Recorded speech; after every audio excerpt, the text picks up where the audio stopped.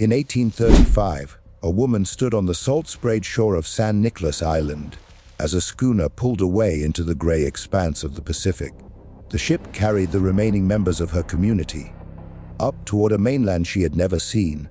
Wind filled its sails, and with every passing minute, the distance between her and the human world widened. No signal was given that it would return. No promise was whispered across the water. When the vessel finally disappeared beyond the curved horizon, the silence of the island settled over her like a weight. She was still there, a solitary point of life in a vast, indifferent ocean. The removal of the Nicoleño people had been hurried, fueled by the panic of an approaching storm. People had rushed to board the small ship with what little they could carry, leaving behind the only life they had ever known. Accounts differ on how she was left behind. Some suggest she was overlooked in the chaos. Others believe she had gone inland at the last second, perhaps searching for something or someone. Later stories added layers of speculation, but historians agree on one point: when the anchors were raised and the ship departed, she remained. At first, she may not have been entirely alone.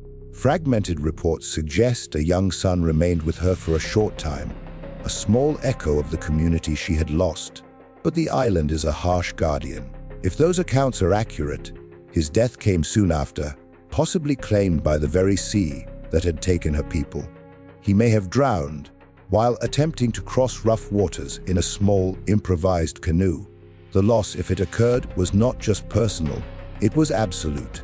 It severed her final human bond and left her as the only speaker of a language that no one else could hear.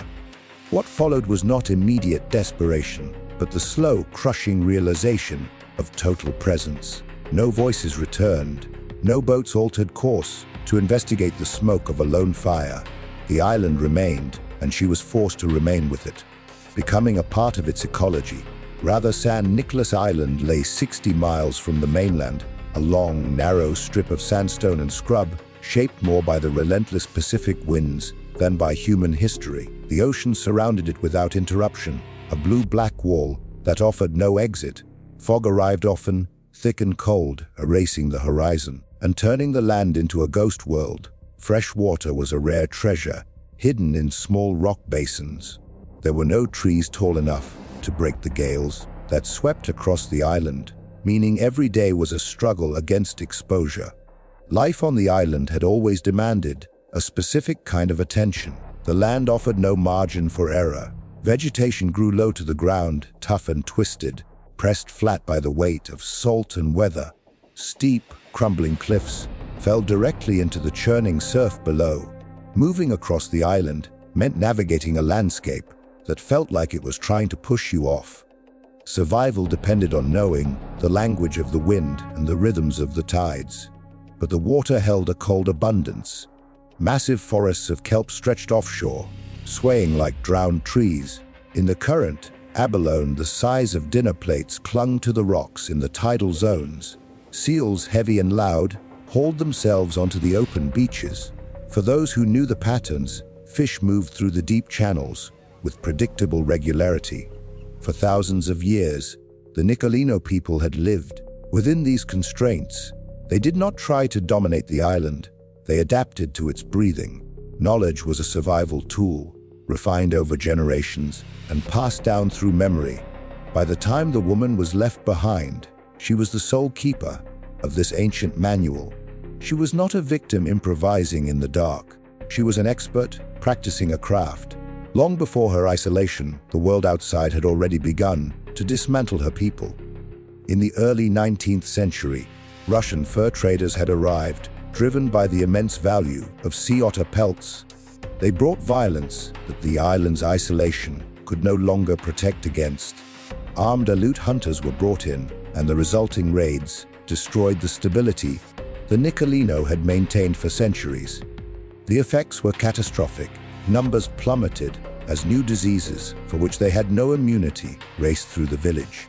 By the 1830s, the once proud navigators of the Channel Islands were a broken remnant, economically dependent and increasingly vulnerable to the decisions of outsiders. The order to remove them in 1835 was framed as an act of mercy, by Spanish missionaries, but the execution was reckless, leaving her behind in a world that had already decided her people were ghosts. Survival was a relentless cycle of labor. Using skills learned in childhood, the woman constructed shelters from the very bones of the island.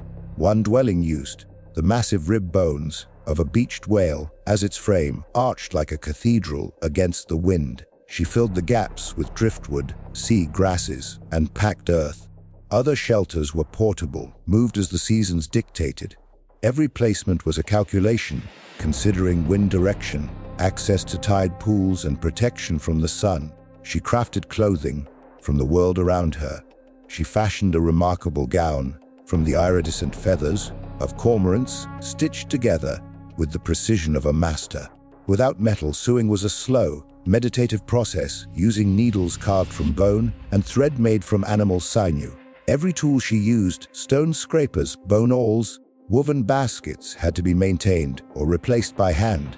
Nothing lasted without constant care. Isolation eventually reshaped her perception of time. Without the mirror of social exchange, days blurred into seasons. The threat was not just physical, it was the psychological pressure of a world that no longer acknowledged her existence. She resisted the inward collapse by clinging to the fragments of her culture. She sang the old songs to the wind. She spoke aloud to the seals and the spirits of the rocks. These were not the acts of a mind lost, but a mind determined to remain seen, even if only by herself. For 18 years, she marked time through the repair of her tools and the rebuilding of her walls. On the mainland, the Nicoleño who had been saved were dying out, their language fading into silence. Unknowingly, she had become a living archive, the last vessel for the stories and soul of an entire nation.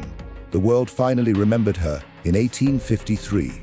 Captain George Nidever, lured by rumors of a wild woman on the island, organized an expedition. His men found the whale bone houses and the feather capes, but the woman herself remained hidden until their final night. She approached them, not with fear, but with the quiet dignity of a host offering them roasted wild onions. Communication was a bridge that could not be built. No one on the ship spoke her tongue, and she knew nothing of theirs. Yet, after nearly 2 decades of solitude, she chose to step onto the boat. She was taken to Santa Barbara, a place of noise, stone buildings, and unfamiliar faces. But the abundance of civilization proved more lethal than the scarcity of the island.